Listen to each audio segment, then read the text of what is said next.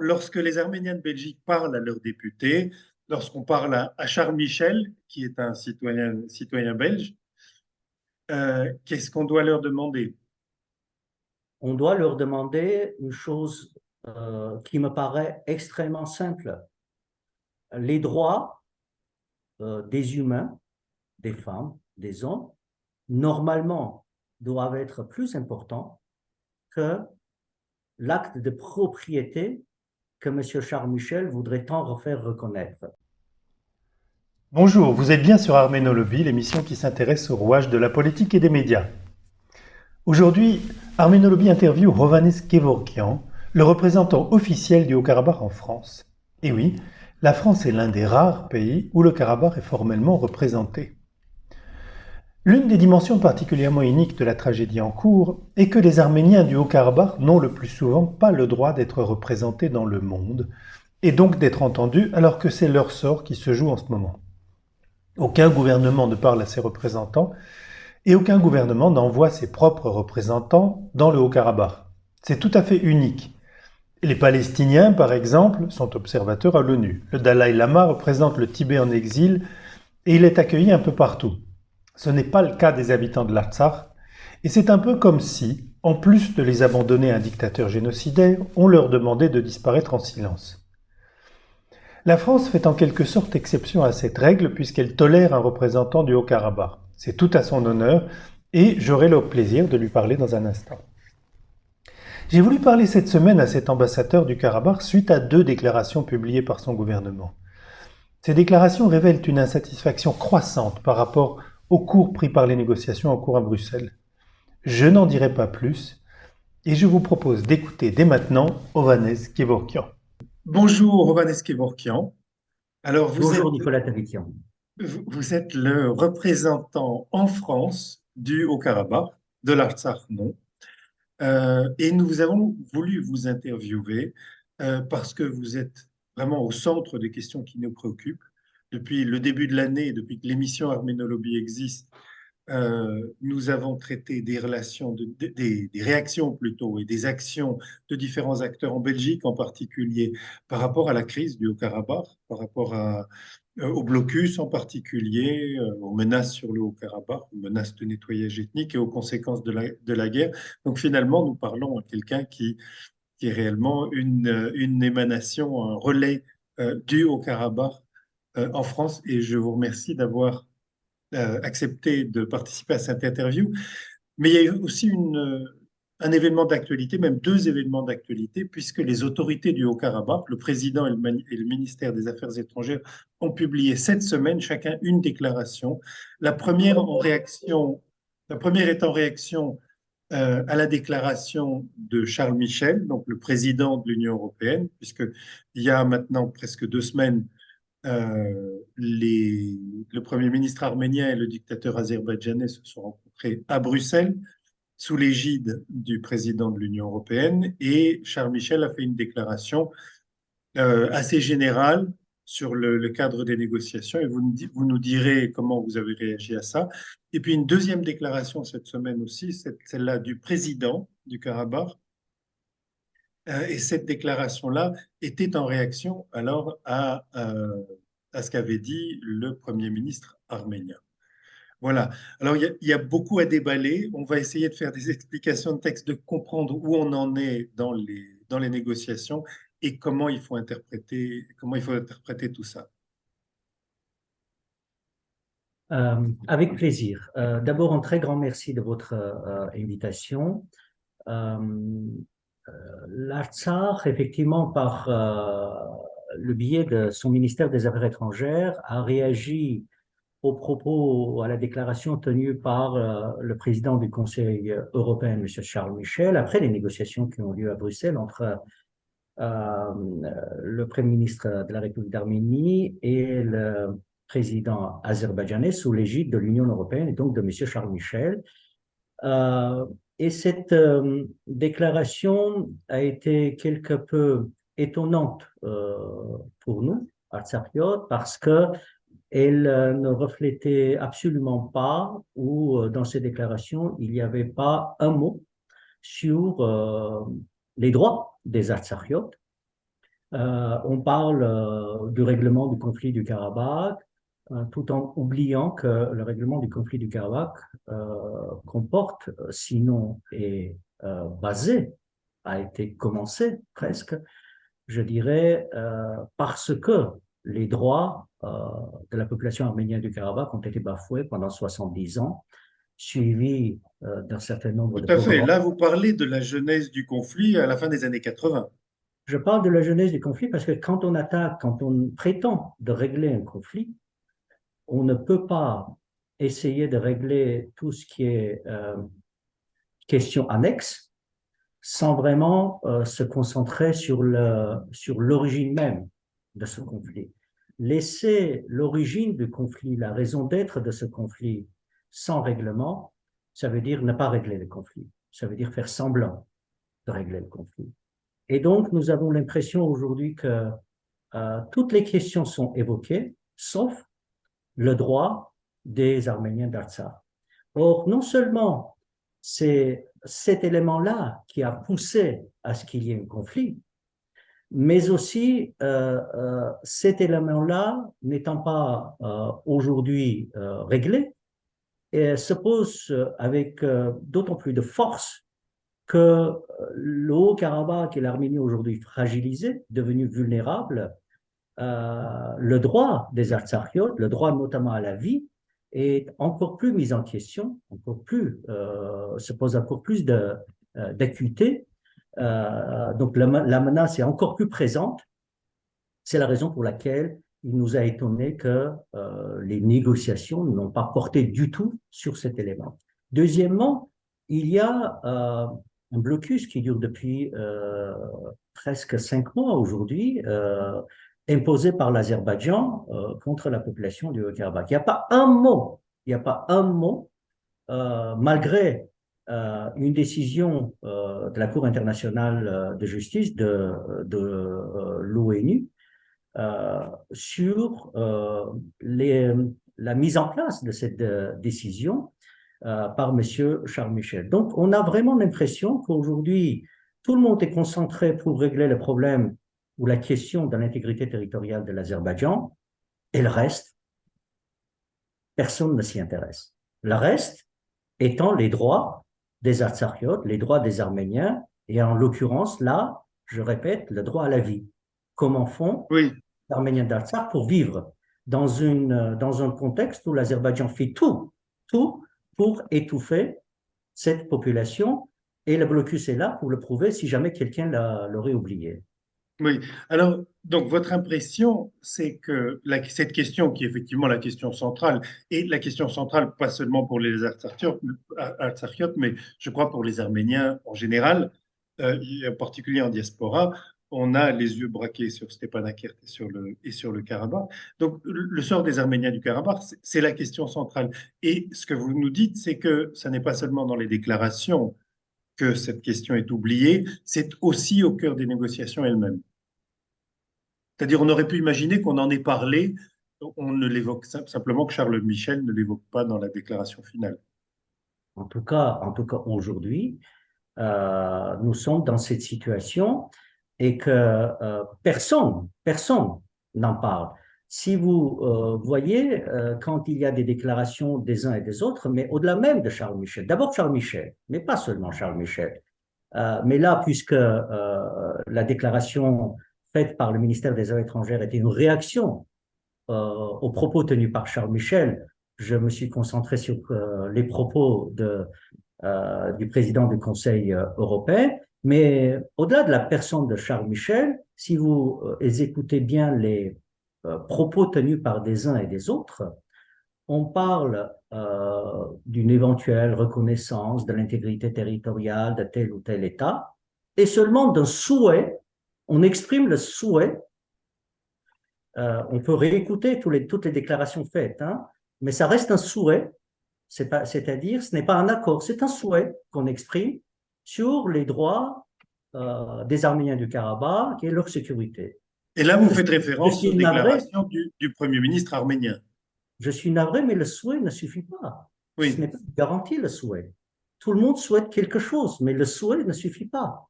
Il faut être en mesure de garantir quelque chose et de le dire très clairement où sont les garanties. Qui les garantit? Comment? Je suis navré de vous le dire, mais je suis obligé tout de même de vous rappeler qu'il y a un cessez-le-feu signé il y a 2 ans et demi. Seulement il y a 2 ans et demi. Seulement. Ce cessez-le-feu est signé par 3 chefs d'État.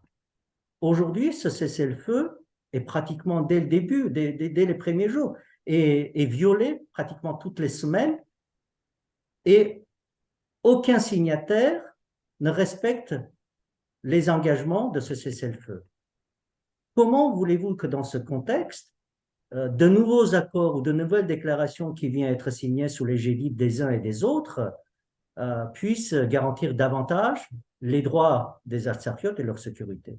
Oui, ça paraît inquiétant en effet. Mais on aurait pu imaginer, si je peux simplement essayer d'approfondir la logique. Donc, la deuxième déclaration dont on n'a pas assez parlé, vous voudrez peut-être la commenter davantage, donc la déclaration par rapport au Premier ministre arménien. Le Premier ministre arménien, donc, a dit que l'Arménie est prête à reconnaître l'intégrité territoriale de l'Azerbaïdjan. Il a fait référence à la superficie de l'Azerbaïdjan à condition que le sort des Arméniens du Karabakh, qu'une solution soit trouvée, que le sort des Arméniens, enfin les droits des Arméniens du Karabakh soient respectés. Euh, Autrement dit, il souligne que l'Arménie elle-même n'a pas de revendication par rapport à l'Azerbaïdjan, mais il insiste malgré tout, sauf erreur, hein, vous me corrigerez, il insiste malgré tout sur les droits des Arméniens du Karabakh, y compris le droit à l'autodétermination. Mais on peut imaginer que sa stratégie est de dissocier l'Arménie euh, des négociations sur l'avenir du Karabakh, ce qui était finalement une vieille revendication en Arménie même. On disait la négociation sur l'avenir du Karabakh doit se faire entre les Arméniens du Karabakh et l'Azerbaïdjan. Est-ce que ça n'est pas finalement à cette situation-là qu'on revient? Et donc, dites-nous, si c'est le cas, en quoi est-ce néfaste? Alors, pour revenir à la deuxième déclaration, effectivement, pour être précis, le Premier ministre de la République d'Arménie a dit que l'Arménie serait au conditionnel, donc serait prête à reconnaître en énumérant des si, s'il y a telle ou telle condition, et les si sont multiples. Mais pour englober les si revient à la sécurité et aux droits des Arméniens du Haut-Karabakh. Voilà. Euh, euh, mais en même temps, il faut admettre qu'il y a une réalité. Et qu'au-delà de toute logique que nous voudrions mettre dans les négociations, la réalité, les faits sont têtus, comme on dit, et les faits sont toujours là pour nous rappeler que nous n'avons pas le droit d'ignorer la réalité que nous avons. Quelle est la réalité? Premièrement, l'Azerbaïdjan étouffe au moment même où il y a des négociations, étouffe une population de 120 000 personnes, les affame et les pousse à partir, à quitter le Haut-Karabakh. C'est ça la stratégie et la politique menée par l'Azerbaïdjan, et c'est en fait, c'est une réalité. Et même s'il y a une décision de la Cour internationale de justice, pourquoi je reviens à la décision de la Cour internationale de justice? Parce que c'est le droit international, si vous voulez. Le droit international, la justice internationale ordonne à l'Azerbaïdjan de faire quelque chose. Normalement, tous ceux, et la Cour internationale de justice est une Cour internationale de l'ONU. Normalement, tous ceux qui sont membres du Conseil de sécurité de l'ONU, normalement, devraient suivre, en fait, devraient garantir la mise en place, la mise en pratique des décisions de justice. Parce que Non, s'il y a... excusez-moi, pas seulement les membres du Conseil de sécurité de l'ONU. Tous les membres de l'ONU sont tenus de mettre en application les décisions de la Cour, pardon, de justice internationale. Absolument. Évidemment, je suis d'accord avec vous. Et qui aujourd'hui, quel est l'État qui, au-delà des déclarations, simples déclarations, demande à l'Azerbaïdjan ou contraint l'Azerbaïdjan de respecter le droit international? Quel est l'État?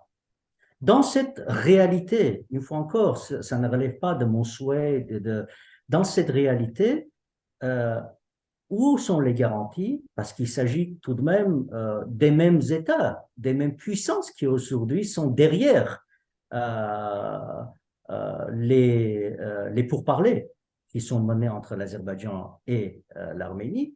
Et ces mêmes États, comment nous pouvons avoir la certitude absolue que ces mêmes États, demain quand il y aura un papier signé, ce papier signé suffira pour que les puissances en question puissent contraindre l'Azerbaïdjan de respecter ce que l'Azerbaïdjan a signé. Une fois encore, vous savez, aujourd'hui, il y a des négociations qui se déroulent à Moscou, sous l'égide de Moscou.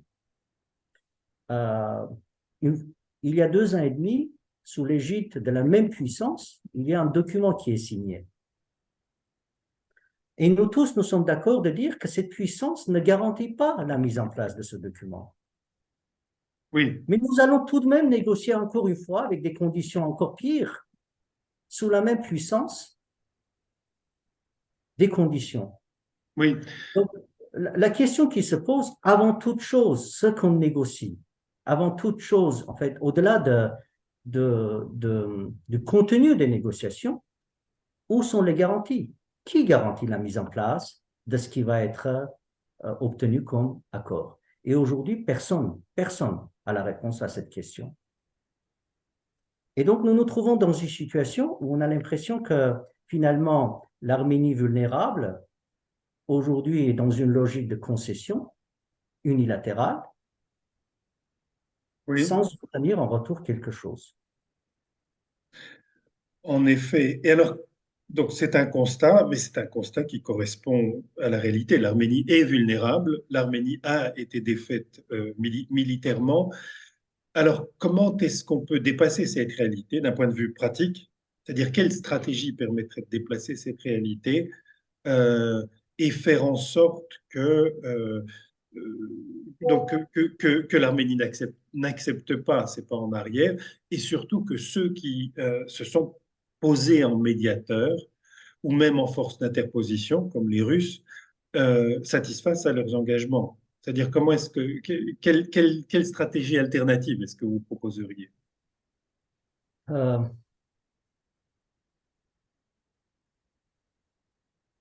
Le dire va paraître certainement beaucoup plus facile que de le faire, je le Oui, sais, je le sais. Mais il y a au moins 2, 3 points sur lesquels nous pourrions tout de suite agir parce que ces 2, 3 points sont des points qui nous appartiennent à nous et ne sont pas liés aux facteurs extérieurs. oui, Le premier point est d'ordre psychologique. Et si du matin au soir nous nous disons que nous sommes faibles, nous allons finir par croire que nous sommes faibles. Et j'ai l'impression que nous commençons à croire que nous sommes faibles. Donc c'est quelque chose qui est incompréhensible pour moi euh, de le dire que nous sommes faibles alors que je crois que la réalité est autre. Deuxième élément, je ne comprends pas que nous ne puissions pas être suffisamment tolérants et dotés d'intelligence pour pouvoir euh, se mettre tous d'accord sur un projet commun quant à l'avenir de l'Arménie, de l'Artsakh, de la diaspora. tous d'accord. Vous parlez de qui? De l'Arménie et des gouvernements de l'Arménie et de l'Artsakh? Ah oui, Mais tout le monde, et effectivement, il revient avant tout, en premier lieu, au gouvernement d'Arménie et d'Artsakh, parce que c'est de leur responsabilité de faire en sorte de créer des conditions pour que nous tous soyons d'accord. Euh, et, et ça, c'est un élément qui va nous renforcer nécessairement. Nécessairement. Ça, c'est un point qui nous appartient. C'est lié ni à l'Azerbaïdjan, ni à la Turquie, ni à la France, ni aux États-Unis. Si nous ne trouvons pas suffisamment de force en nous pour être tolérants les uns avec les autres, nous pouvons pendant des mois et des mois, se critiquer et nous rendre encore plus vulnérables. Vous savez, je ne crois pas du tout, mais absolument pas, que, pardonnez-moi, il y a du bruit qui... Ça ne s'entend pas de problème de notre côté. Je ne crois pas du tout que, en sacrifiant une partie de notre famille, nous nous rendons plus sécurisés ou nous nous rendons plus forts. Oui, Chaque pays, chaque peuple, chaque nation traverse des moments difficiles dans son histoire. Et ces moments difficiles ne peuvent pas être des occasions pour sacrifier une catégorie de sa population. La France, l'Europe ont vécu des heures sombres dans leur histoire et il y a eu des tentatives dans leur histoire de sacrifier une partie de leur population, soi-disant pour sauver les autres. Ça, ce sont des épisodes qui ne s'oublient pas et qui vont laisser une trace très, très profonde dans notre histoire, dans la construction de la nation arménienne et de l'État arménien, oui, quelle tout à que fait. soit la nature. Pour aller dans votre sens, si les évolutions actuelles aboutissaient au nettoyage ethnique de l'Artsakh, ce serait une catastrophe indiscutablement pour tous les Arméniens. C'est-à-dire, donc, pour répéter ce que vous dites, le fait qu'il y ait eu un revers en 2020 ne signifie pas que les Arméniens sont faibles ou qu'ils n'ont pas les moyens de se relever et de se défendre. Donc, il faut simplement mobiliser nos ressources. La question, c'est dans quelle direction? Je voudrais faire un pas de plus dans cette réflexion avec vous. Bon, l'Arménie, ostensiblement, se dissocie du Karabakh, c'est-à-dire elle dit, nous, on a des négociations avec l'Azerbaïdjan, on est prêt à reconnaître l'intégrité territoriale de l'Azerbaïdjan, ce qui signifie que ça n'est pas l'Arménie. L'Arménie ne sera pas le négociateur au premier chef sur l'avenir du Karabakh. Et que donc, ce sera au gouvernement du Karabakh, au gouvernement du Karabakh de négocier avec l'Azerbaïdjan. Évidemment, euh, j'avance encore dans la réflexion, puis je vous laisserai réagir. Vous me direz si je dis des bêtises, mais donc le gouvernement, à partir, si des négociations ont lieu entre les représentants des Arméniens du Karabakh et l'Azerbaïdjan, ça ne peut pas se faire uniquement en bilatéral, parce que on connaît on connaît le contexte de ce type de négociation. C'est la métaphore qui a été utilisée, c'est un petit peu comme dire à une femme battue d'aller se réconcilier avec son mari. Vous avez besoin de médiateurs extérieurs qui assurent la sécurité de la partie la plus faible, qui est incontestablement, en l'occurrence, le Karabakh. Donc, vous avez besoin, par exemple, là, vous auriez un rôle pour des instances internationales ou pour l'Union européenne. Est-ce que c'est comme ça qu'il faut envisager les choses, c'est-à-dire qu'il y ait une négociation sous l'égide d'un acteur extérieur crédible? Alors, une fois encore, c'est notre souhait. Mais là, en l'occurrence, l'Azerbaïdjan n'est pas d'accord, me semble-t-il. Et parce que l'Azerbaïdjan n'est pas d'accord avec cette perspective, je ne vois pas de quelle manière nous allons l'obliger à revenir dans cette logique des choses. Si nous dissocions, je suis bien d'accord avec la logique et je comprends bien la logique, si nous dissocions la question entre l'Arménie et l'Azerbaïdjan et l'Arménie et le Haut-Karabakh et l'Azerbaïdjan, dans un premier temps, il y a une reconnaissance des intégrités territoriales, donc quelque part la neutralisation de l'Arménie pour agir et défendre éventuellement les intérêts des Arméniens du Karabakh, et point. Le danger est là, et point. Et l'Azerbaïdjan dit, désormais, à partir du moment où vous reconnaissez mon intégrité territoriale, je suis chez moi et je Et le fais ce reste que ne je vous veux. concerne plus. Le Oui, reste ne vous concerne pas. Est-ce que c'est une perspective qui vous semble probable? Moi, je pense que c'est ce que l'Azerbaïdjan va essayer de faire. Dans un premier temps, neutraliser d'abord tous les efforts de la communauté internationale qui ont été mises en œuvre pendant 30 années pour essayer de trouver une solution favorable et, dans un deuxième temps, neutraliser l'Arménie en l'obligeant à reconnaître son intégrité euh, territoriale. Et l'histoire s'arrêtera là. Après, l'Azerbaïdjan, tout simplement, risque de dire, les Arméniens du Karabakh, vous êtes des Azerbaïdjanais, vous devez passer votre service militaire dans mon armée, vous devez avoir la citoyenneté azerbaïdjanaise, vous devez payer des impôts, etc. Tous ceux qui ne sont pas d'accord, la porte est ouverte, partez. L'Azerbaïdjan le dit déjà, Bien sûr. sauf que nous faisons mine de ne pas comprendre, de ne pas entendre et de ne pas le voir. L'Azerbaïdjan le dit depuis quelques mois, non seulement il le dit, mais il le fait. Il étouffe le Haut-Karabakh aujourd'hui. Il étouffe, malgré une décision, une fois encore, de la Cour internationale de justice, la plus haute cour, la plus haute juridiction qui existe au monde. Si personne, aucune puissance aujourd'hui n'est prête à garantir l'application de cette ordonnance de la Cour internationale de justice,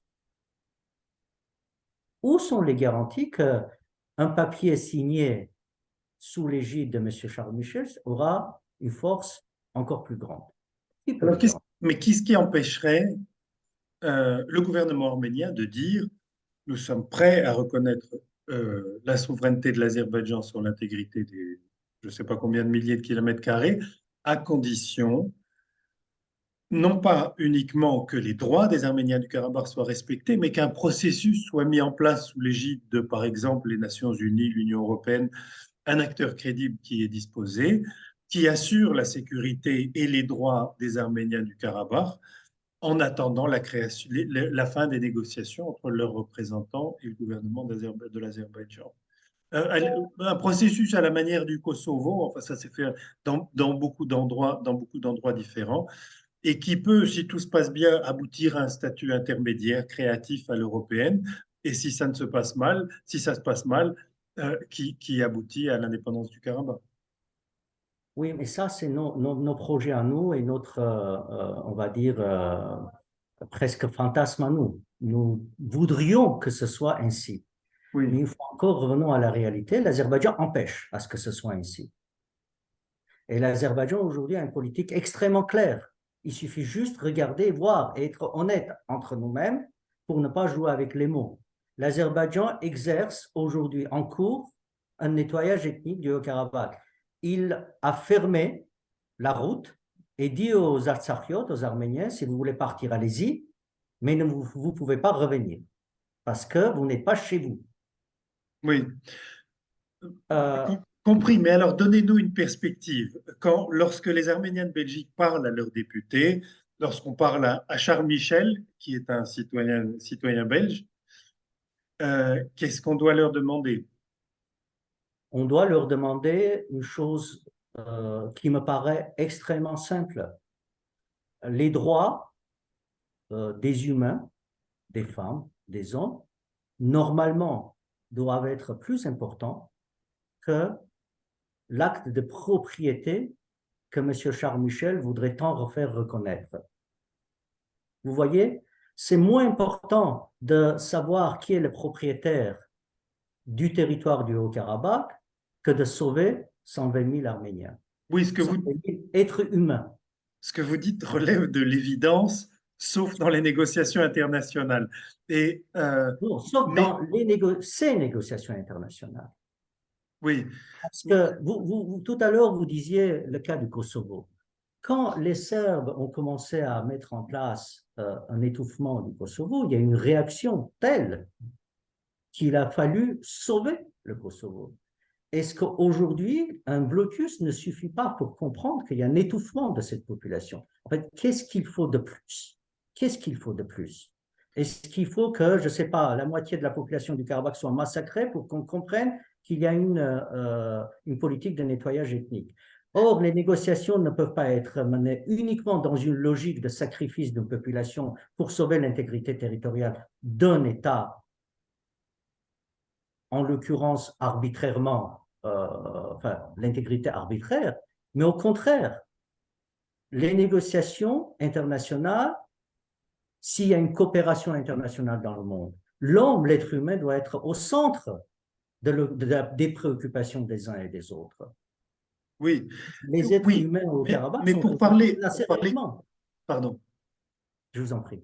mais pour parler concrètement et politiquement, Charles Michel n'est pas en mesure actuellement, malgré tout son pouvoir, de protéger les droits des Arméniens du Karabakh. Il n'est pas responsable de cette région-là. Il est simplement médiateur dans une négociation. Son pouvoir se limite à utiliser éventuellement, le jour où il en aura la volonté, les leviers d'action de l'Union européenne pour affirmer une politique en faveur des droits des Arméniens du Karabakh et des déclarations. Et donc, il pourrait ajouter dans ses déclarations euh, une condamnation du blocus, etc., ce qui a été fait quand même par les institutions européennes en termes mesurés, mais ça a été fait. Il pourrait ajouter ça, mais ce n'est pas ça qui résoudrait notre problème. On voudrait une réelle participation des institutions européennes ou d'États européens au processus, non? Je suis navré, Monsieur Nicolas Tavitian. Charles Michel est parfaitement capable, en tant que président euh, du Conseil européen, d'entreprendre des actions. Comme aujourd'hui, l'Union européenne, et pas seulement, entreprend des actions contre la Fédération de Russie quand celle-ci attaque l'Ukraine. Non Oui, seulement il y a une multitude de sanctions qui ont été mises en place contre la Russie, mais aussi il y a une aide extrêmement évidente, à la fois technique, économique, voire militaire, qui est accordée à l'Ukraine. Et ça, j'appelle ça de l'action. Dire que l'Union européenne, les États-Unis, tous ceux qui sont incapables de stopper les plans génocidaires de l'Azerbaïdjan, je ne peux pas entendre ça. oui, Alors, quel est leur rôle? À oui, ce moment-là, nous n'avons pas besoin de médiateurs. oui, S'ils ne peuvent pas être les garants de la préservation de la vie des êtres de 120 000 personnes, à quoi bon se poser comme des médiateurs? À quoi bon? Juste parce que ça se déroule à Bruxelles? C'est pas sérieux. Ensuite, il y a eu un engagement des trois grandes puissances. Je le regrette profondément. Aujourd'hui, il y a un déficit, enfin, il n'y a pas de déficit, il y a une absence de coopération internationale dans notre région à cause du conflit ukrainien.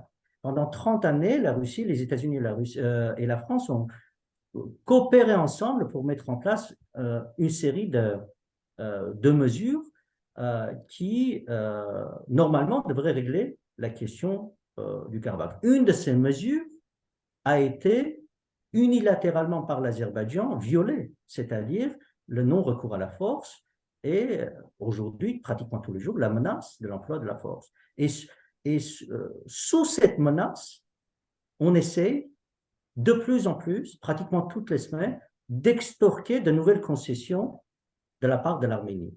Si oui. vous appelez ça des négociations, je veux bien, mais extorquer des concessions parce qu'une des parties se trouve dans une position vulnérable, personnellement, je ne crois pas à cette paix. Je ne crois pas parce que la paix ne se construit pas seulement parce qu'à un moment donné, en profitant de la faiblesse d'une des parties, vous avez pu obtenir ce que vous pouviez. Oui. Ça ne peut pas marcher de cette manière et ça n'a jamais marché. L'histoire de l'Europe le prouve. Ovanes, je vous remercie beaucoup. On va conclure parce que nous aimons, enfin, malheureusement, vous avez confirmé une vision assez pessimiste de l'évolution des négociations. Euh, et on va conclure quand même en disant que l'Union européenne devrait a les outils pour agir. Elle pourrait très bien, comme vous le dites, agir dans ces négociations de manière beaucoup plus affirmée, à la fois pour défendre les Arméniens et pour sanctionner l'Azerbaïdjan. Et c'est dans ce sens que doit aller notre action à nous dans la diaspora.